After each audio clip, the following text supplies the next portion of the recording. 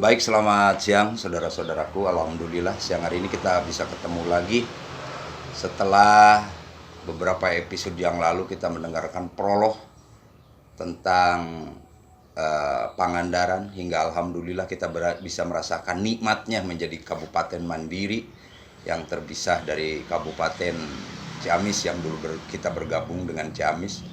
Hari ini kita bisa merasakan, tetapi tidak serta-merta bahwa kehadirannya Kabupaten Pangandaran berdiri ini tanpa ada yang memperjuangkan. Kemarin prolog sudah diceritakan dari mulai awal perasaan ingin memisahkan diri, mengumpulkan orang hingga menuju ke pemekaran dari mulai tingkat kabupaten, provinsi hingga ke pusat, hingga akhirnya seperti hari ini. Nah, hadir kembali di tengah-tengah kita orang tua kita, guru kita, proklamator Kabupaten Pangandaran yang begitu terus menggebu-gebu sampai saat ini ingin memperjuangkan agar Pangandaran ini lebih baik lagi daripada hari-hari yang sebelumnya.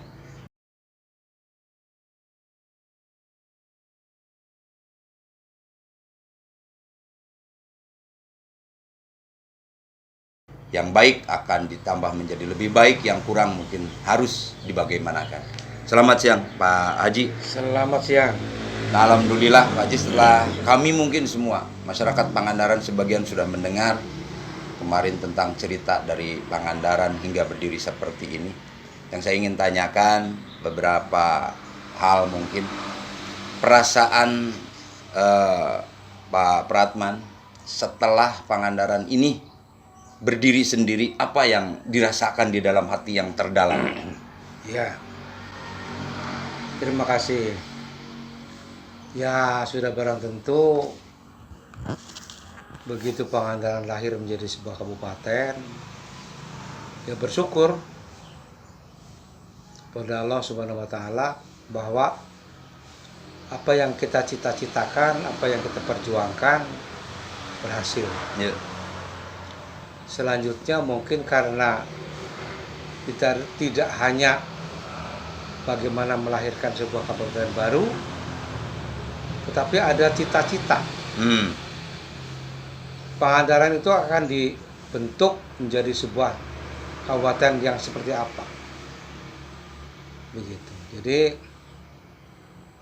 yang pertama saya ingin Pangandaran pasti lebih maju. Pangandaran pasti bagaimana segala potensinya bisa dikembangkan Itu agar bisa bermanfaat untuk kepentingan masyarakat. Tetapi lebih daripada itu, bahwa kita tahu di mana-mana ada penyakit masyarakat, ada penyakit masyarakat yang masyarakat biasa, juga penyakit-penyakit yang ada di dalam pemerintahan. yeah. Yaitu untuk di masyarakat sudah kita bisa ketahui bagaimana kita menjelmakan sebuah masyarakat yang lebih bagus. Berarti penyakit-penyakit masyarakat yang sudah ada, bagaimana kita cara membuangnya, karena biasa penyakit kan menunggu nempel masuk susah dibuangnya. Nah, sedikit mungkin Pak, sebelum lebih jauh, tadi kan bahwa kita itu punya cita-cita atau visi dan misi lah. Nah, mungkin ada tidak sedikit yang bisa digambarkan, apa sih visi misi yang pokok ketika Bapak ingin memperjuangkan Pangandaran berdiri sendiri ini? Ya, itu makanya penyakit masyarakat tadi. Ya. Yang kedua adalah penyakit birokrat. Di mana-mana kita sudah tahu lah, sampai munculnya KPK itu kan karena di birokrat banyak penyakitnya. Betul. Saya sadar betul bahwa Pangandaran yang ingin cita-citakan, malah kalau ingin maju sesuai dengan harapan-harapan kita, berarti kita harus mampu juga membersihkan penyakit itu, penyakit birokrat, terutama korupsi. Bagaimana kita mampu menghilangkan korupsi di daerah Kabupaten Baru, Kabupaten Pangandaran ini.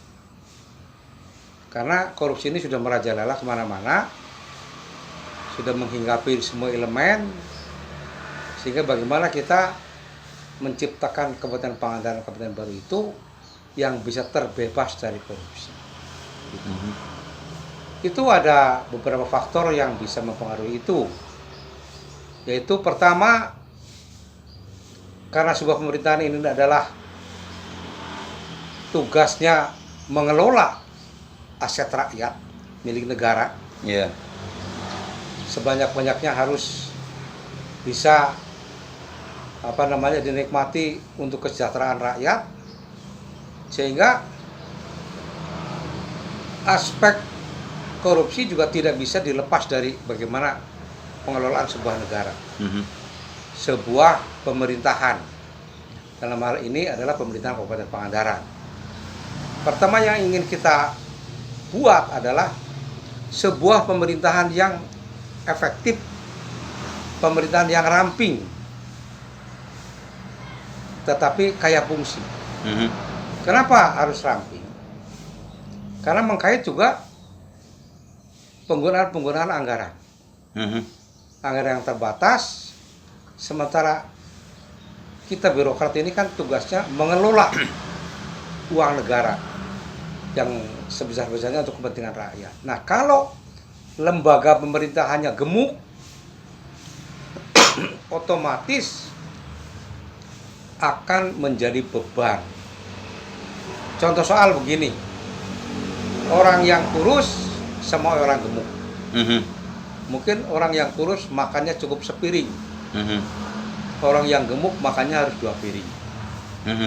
Bajunya juga begitu, bajunya yang kurus 1/4 meter cukup, yang gemuk mungkin harus 1,5 meter. Nah, sehingga pemerintahan menjadi efektif manakala pemerintahnya ramping, sehingga tidak menjadi beban APBD.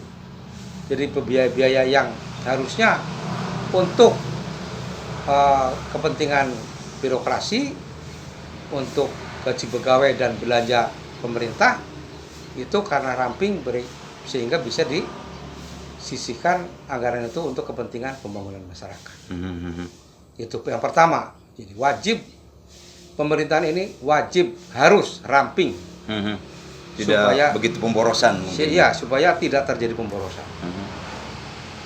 Yang kedua, ramping saja tidak bisa melakukan pekerjaan dengan baik. Manakala ramping terus tenaganya keor, lemah, ya nggak bisa juga. Jadi ramping, tetapi bagaimana kita harus bisa menciptakan birokrasi ini yang profesional. Birokrasi yang mengenal tentang tugas dan kewajiban dia sebagai birokrat dalam rangka melayani rakyat. Dia harus betul-betul mengenal apa yang harus dia kerjakan, terus menguasai pekerjaan itu. Sehingga contoh soal, kalau kita motornya mogok, dibawa ke bengkel, bengkelnya yang profesional mungkin 1 jam selesai, diperbaiki. Terus tapi yang bengkelnya, mekaniknya tidak profesional, mungkin sehari, seminggu belum jadi juga. Nah, ini karena dalam era perkembangan modern, semuanya kan harus dikerjakan secepat mungkin, sebaik mungkin. Nah, disinilah yaitu tahapan yang kedua yang kita tuntut adalah bagaimana menciptakan sebuah birokrasi yang diisi oleh orang-orang yang profesional. Nah, ini kan bisa dibangun. Profesionalitas itu kan keahlian, bisa dilatih, bisa dididik, sehingga yang tidak profesional bisa menjadi profesional. Gitu. Nah, kalau sudah ramping, efektif kaya fungsi, terus birokrasi profesional, akhirnya muaranya akan tercipta sebuah pemerintahan yang bersih. Di sana pemerintahan yang kita cita-citakan bahwa clean government akan tercipta manakala tadi ramping, profesional, menujunya ke bersih, pemerintahan bersih. Itulah sebuah cita-cita yang harus dilaksanakan. Walaupun ini tidak gampang untuk menciptakan itu, tidak gampang. Saya tidak tahu bagaimana pemerintahan sekarang, berapa dinas, apa sudah gemuk apa belum, apakah komposisi APBD. Waktu itu saya bercita-cita dengan tadi 3 poin tadi itu, sehingga akan mengalokasikan APBD kabupaten itu anggarannya untuk program pembangunan masyarakat tidak boleh kurang dari 50% dari nilai APBD. Jadi jangan sampai kemarin, dulu waktu saya berjuang itu, kenapa harus memekarkan? Karena waktu itu di mana-mana, hampir semua kabupaten, komposisi APBD-nya 80-20. Jomplang. 80% untuk operasional pemerintah dan gaji pegawai, 20% APBD untuk biaya pembangunan. Sehingga dengan Ciamis luas wilayah waktu itu 36 kecamatan, dengan hanya 20% daripada APBD-nya yang 1,2 triliun waktu itu, sehingga sancret kebagian.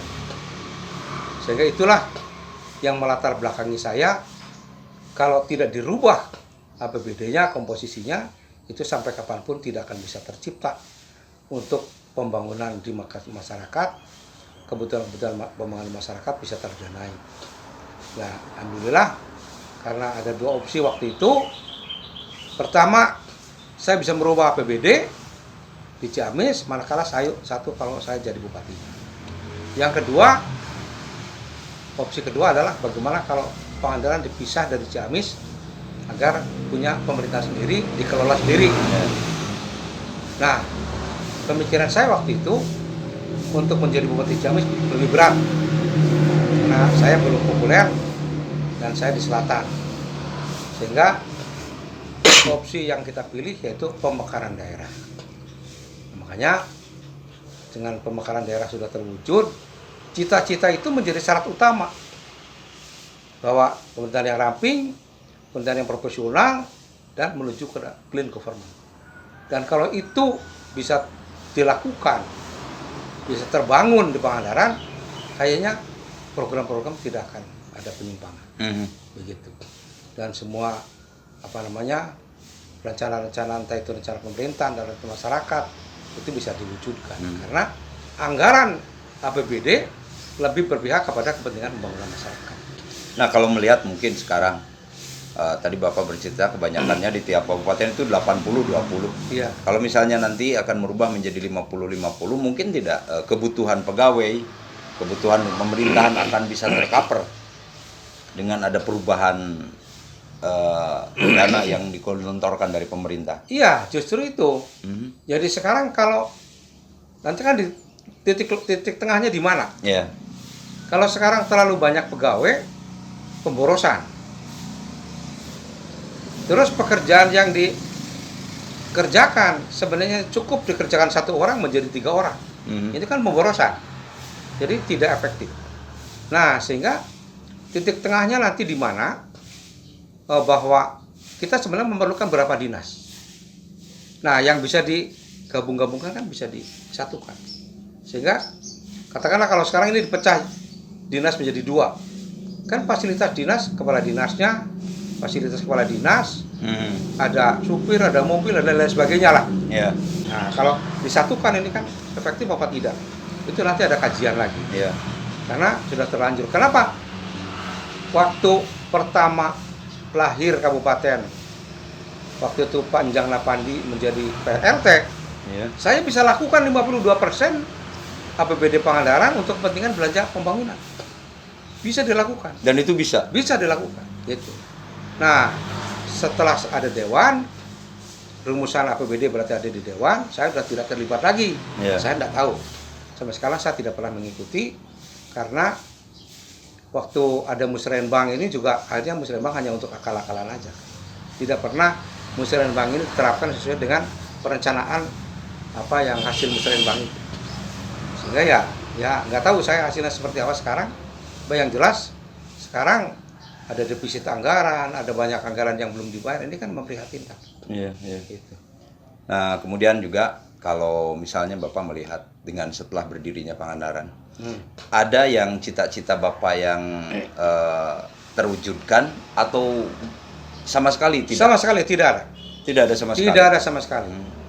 Karena memang ya bupati sekarang, pemerintahan sekarang tidak pernah diskusi sedikit pun dengan saya. Saya yakin mereka tidak tahu bagaimana konsep presidium, bagaimana harapan presidium tentang pemerintahan yang baru. Mereka tidak tahu, buta sama sekali.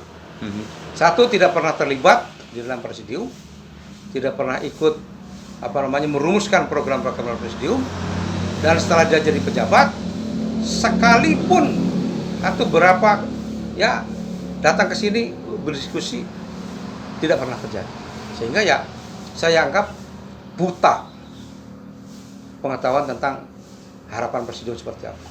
Sama sekali buta. Iya. Sama sekali tidak tahu. Makanya, yang paling pokok itu apa Pak kira-kira? Yaitu, jadi perampingan tadi. Konsep tadi pemerintahan seperti itu. Ya. Itu konsep pemerintahan. Terus kita kan juga tidak hanya konsep pemerintahan. Kita ingin bagaimana mengembangkan potensi yang dimiliki Pangandaran. Potensi wisata. Ya. Potensi alam. Betul. Potensi kelautan, potensi pertanian. Nah, ini kita waktu itu sudah menyiapkan lahan untuk pusat perkantoran itu di Cintaratu. Rumah makan Cilempai itu seberangnya itu kan ada bukit sana. Nah, itu rencananya kita sudah siapkan untuk pusat pemerintahan. Yang sekarang dipakai perumahan mungkin. Ya, nggak tahu sekarang jadi apa itu. Yang jelas itu tidak terpakai sama sekali. Gitu. Nah, malah nyelap di sana di Cintakarya. Jadi orang mau ini nggak tahu pusat pemerintahan itu di mana. Tapi kalau di situ kan begitu orang masuk, oh itu pusat pemerintahan.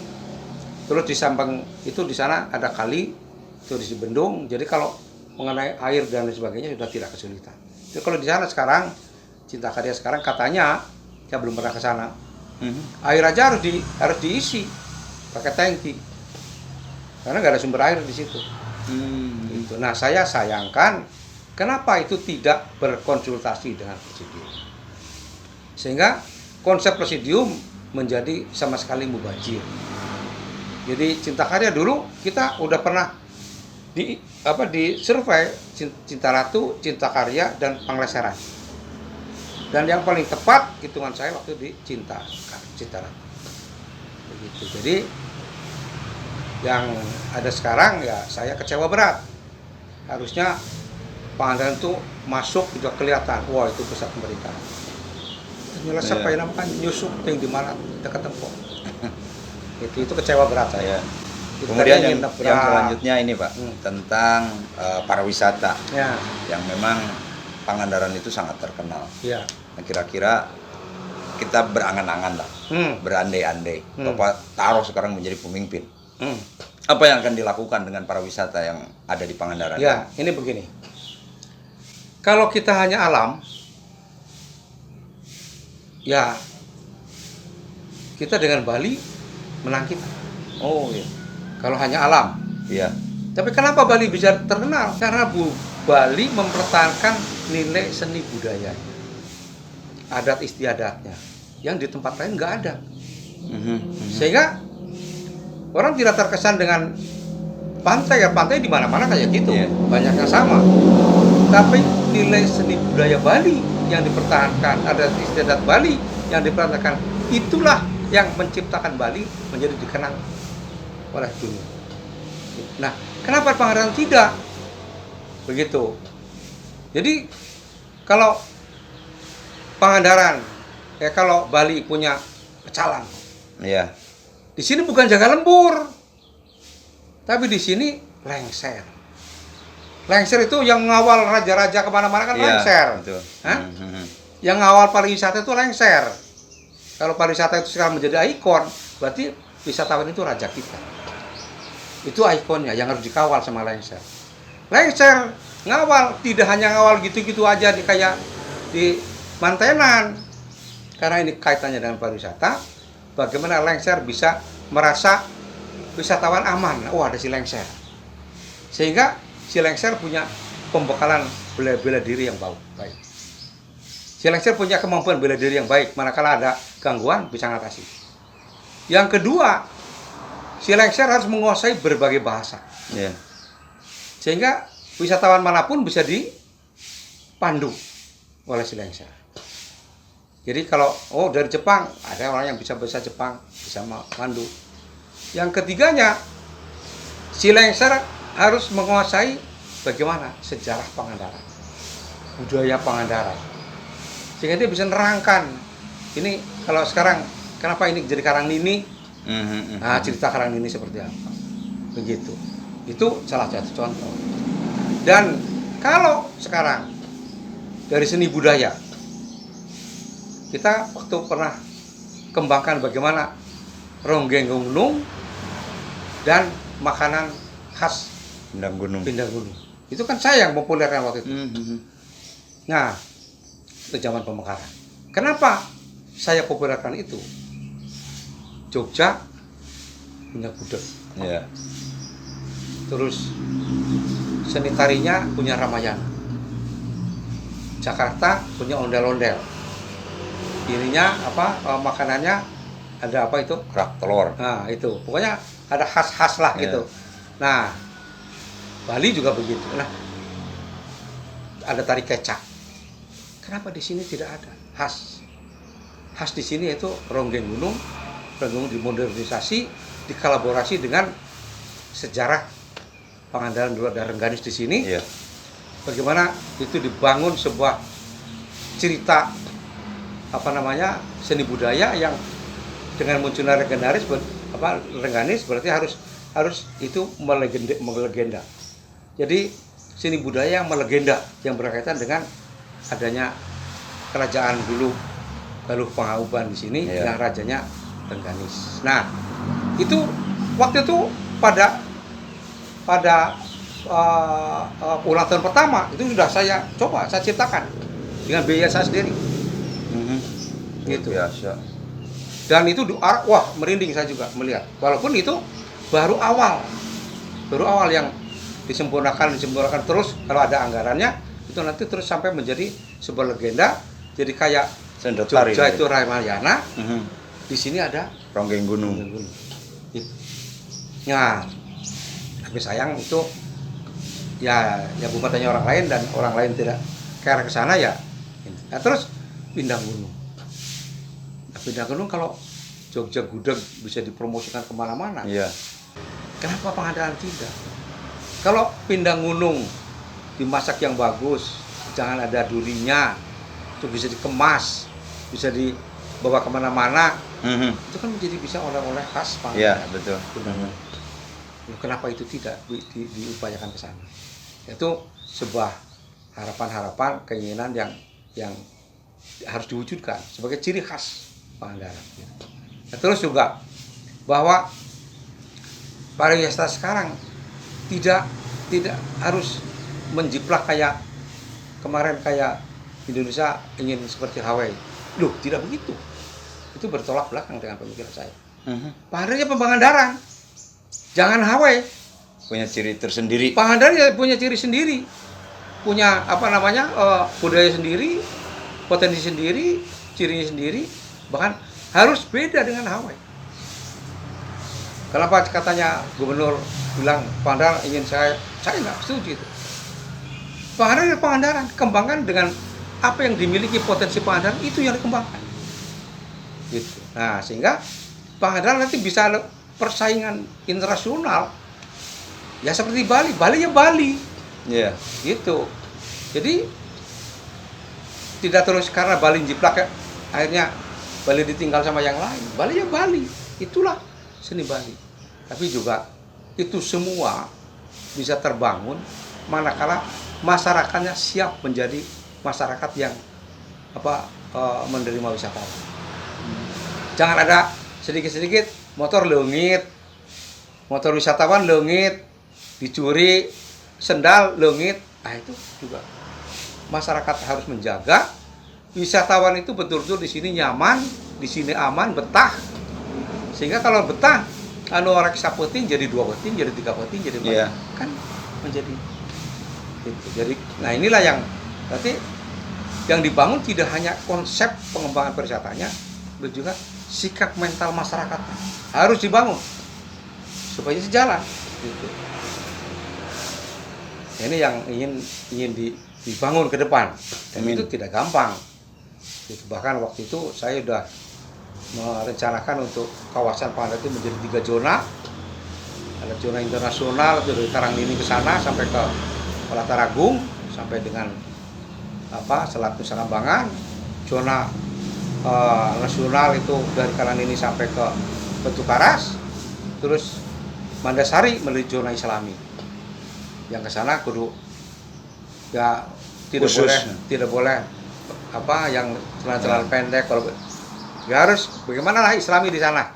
Iya. Kalau perlu di sana ada sebuah masjid terapung bagaimana waktu itu. Konsep saya gitu. Nah, zona internasional, zona nasional dari mulai tukang pecel, tukang dagang apa saja bisa berjualan di sini, bisa berupaya di sini. Bisa mengais rezeki di sini. Yang internasional bisa masuk. Nah, kalau yang internasional itu khusus internasional. Jadi orang dalam masyarakat sini tidak bisa masuk sembarangan. Tapi tertutup betul. Pesawat juga mendarat ke sana sendiri. Tidak boleh ada orang yang tidak berkepentingan masuk di sana, dan pajaknya harus tinggi. Sehingga bisa untuk mendanai jalan, jembatan, tidak usah didanain dari APBD, cukup dari situ, sehingga dana dari APBD bisa untuk sektor-sektor lain, pengembangan ekonomi lain. Itu mau saya.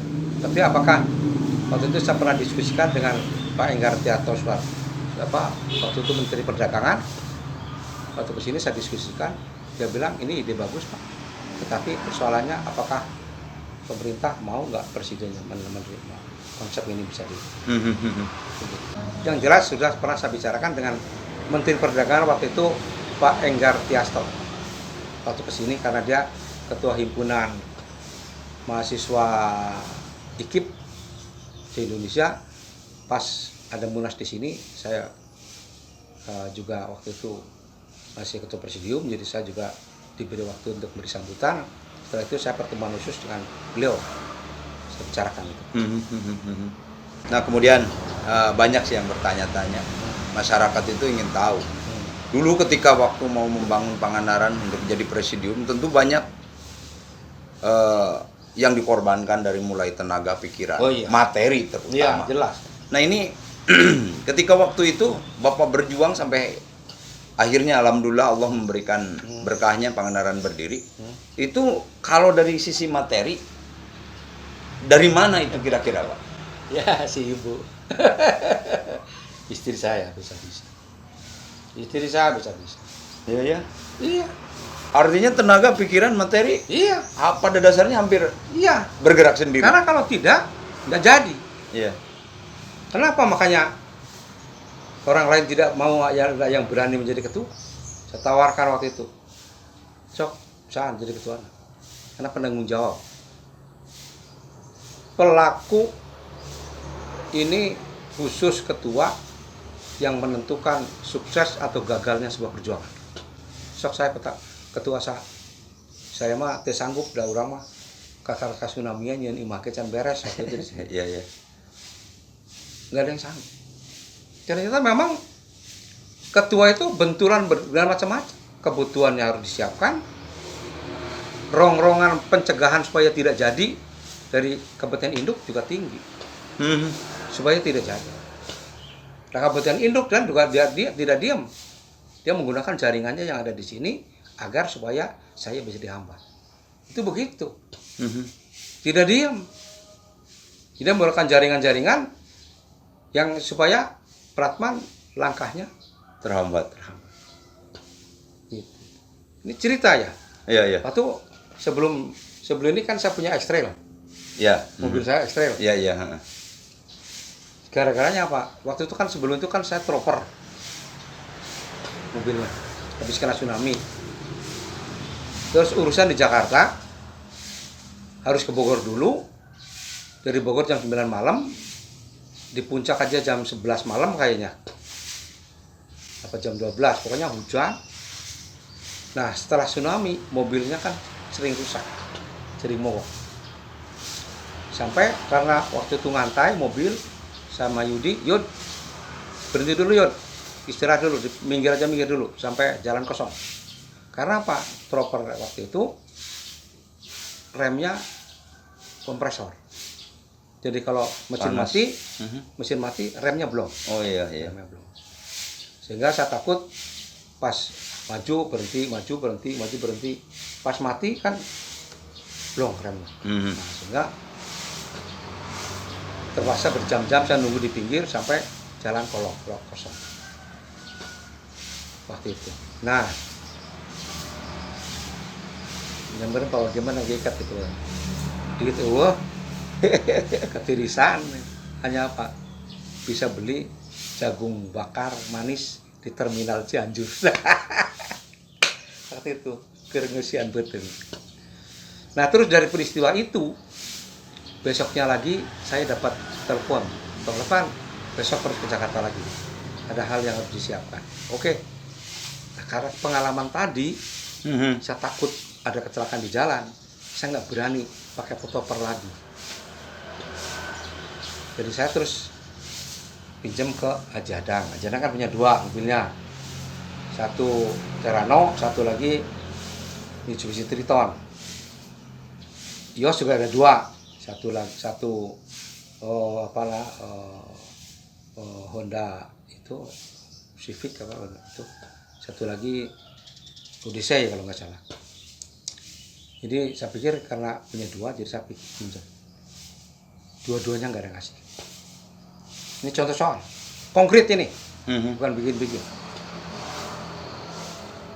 Terus akhirnya saya dengan si Yudi, supir saya, mau kanji atau isu kira-kira ya udah kudu mangkat ya saya. Aduh, tidak bisa mas mobil lah gitu. Ke Ajadang nggak bisa. Ke Jios juga bilang nggak bisa. Itunya kumaha tuh nyata bisa banyak. Ya nyewa be mas gitu. Karena ada bahasa nyewa mas. Jadi si Yudi nunggu aja diberi uang sewa karena Yos itu bendahara. Setengah jam nunggu nggak ada, terus Yudi ayo mas. Kayak Pak, ayo nges. Jadi pasian udah mau dipasihan ngan ngomong unggul nyewa, alu nyewa nama urang. Oh gitunya, sok aja nangan urang nyewa sampai begitu. Nah, akhirnya nyewa lah, bisa berangkat ke sana. Waktu itu Pak pinjam ke si Kirman, Pak pokoknya dapat mobil lah sewa. Iya. Bukan dari yang 2 orang ini. Nah pulang dari Jakarta, saya ngomong sama ibu, Bu, kayaknya ini kan sekarang udah harus bolak-balik Jakarta. Kalau bapak mobilnya belum ganti, masih proper, nges, ini mah mau jadi pemekaran aja. Allah Akbar. Mau jadi. Itu kumaha kudu boga mobil sorangan. Yang meli, ibu bilang gitu. Cuma itu kainnya tuaran. Kayaknya terus saya jual kayu. Nah, itulah saya punya mobil X-Trail baru. Di Bandung tadinya saya cari yang secondan. Di lalanya nggak ada yang secondan di showroom. Ada showroom gede, ada 3-4 lah di Bandung itu yang gede. Sama si Yudi. Aduh, KP. Oh, kan ini yang kosong Yud. X-Trail teh. Terus telepon, Bu, nggak ada ya, kumaha Bu? Hanya nggak suara, oh mah. Atau meuli ras we lambung ras mah cak ibu teh. Terus jeung mobil camat teh. Atuh gua meuli ka dealer. Saya ke dealer aja. Dari situ sampai 2012 saya pakai X-Trail. Itu salah satu bentuk pengorbanan. Kalau mungkin Yos lebih kaya dari saya, Adang lebih kaya dari saya, tapi untuk pengorbanan da eueuh nu ahilian kan ngitung. Yuk diturang kumaha balik, nah kan gitu. Kalau saya memang karena saya yang punya gagasan, saya punya ide, apapun risikonya, gagasan saya harus kita wujudkan. Urusan untung rugi, inilah sebuah perjuangan. Iya. Saya tidak ngitung untung rugi. Jangan ngitung rugi. Saya diteror, mau dibunuh aja, saya nggak mundur. Gitu. Itulah salah satu. Berarti sangat berat ya. Berat sekali. Jadi dari mental, fisik. Satu sisi saya harus bagaimana melakukan lobby-lobby politik ke atas. di lain sisi saya harus tetap bagaimana agar organisasi presidium tetap tidak pecah. Sementara kelompok yang kontrak yang tidak setuju dengan pemekaran daerah mencoba bagaimana agar presidiumnya pecah supaya berantakan, supaya perjalanan presidium gagal. Itu bukan masalah gampang. Mengamankan supaya tidak pecah aja tidak gampang. Apalagi di satu sisi kita harus mengamankan teman-teman supaya tidak pecah, sementara di sisi yang lain perjuangan tetap harus berjalan. Gitu. Beratnya di situ. Dan yang kita hadapi bukan ecek-ecek, bukan golongan kelas kubu. Itu anggota DPR RI, gubernur, menteri, kan? Iya. Itu bukan ecek-ecek. Kalau kita tidak mampu melakukan lobby-lobby politik, meyakinkan kepada tokoh-tokoh di atas, nggak akan jadi. Itu yang berat. Dan alhamdulillah, ya mungkin karena sudah takdir Pangandaran harus jadi, jalannya ada aja. Walaupun dihambat. Saya selalu menemukan cara untuk melepaskan itu. Dan ini fakta. Dan selanjutnya setelah Kabupaten Jadi, terus akhirnya orang lain yang mengambil alih pemerintahan ini, mengendalikan pemerintahan, ya saya nggak apa-apa, legowo, asal cita-cita pemekaran ini diwujudkan. Iya. Begitu. Kecewanya saya tidak terwujudnya cita-cita pemekaran ini. Komunikasi aja tidak pernah. Ini yang saya kecewa. Gitu. Seolah malah kalau bisa presidiumnya dilalapkan, diganti presidiumnya adalah dia. Ini yang saya kecewa. Gitu. Baik pemirsa, cerita panjang hari ini mungkin akan sedikit membuka wawasan kita bahwa perjuangan Pak Pratman pada khususnya dan umumnya dengan rekan-rekan yang lain untuk memperjuangkan Pangandaran itu begitu sangat berat. Dan mungkin pembicaraan ini tidak akan berakhir sampai di sini. Kita akan ngobrol panjang lagi ke depannya karena masih banyak yang harus kita gali. Betul. Kenapa Pangandaran ini sampai seperti ini? Untuk saat ini kita ngobrol sampai di sini dulu. Mudah-mudahan ada manfaatnya dan kalau ada pertanyaan silahkan ajukan. Mudah-mudahan Pak Pratman nanti bersama rekan-rekan yang lain dari presidium akan bisa menjawabnya. Mudah-mudahan kita akan bisa bertemu di lain waktu bertatap muka dengan beliau. Siap. Ya. Selamat sore. Assalamualaikum warahmatullahi wabarakatuh. Waalaikumsalam. Emang kalau bisa banyak pertanyaan ke saya.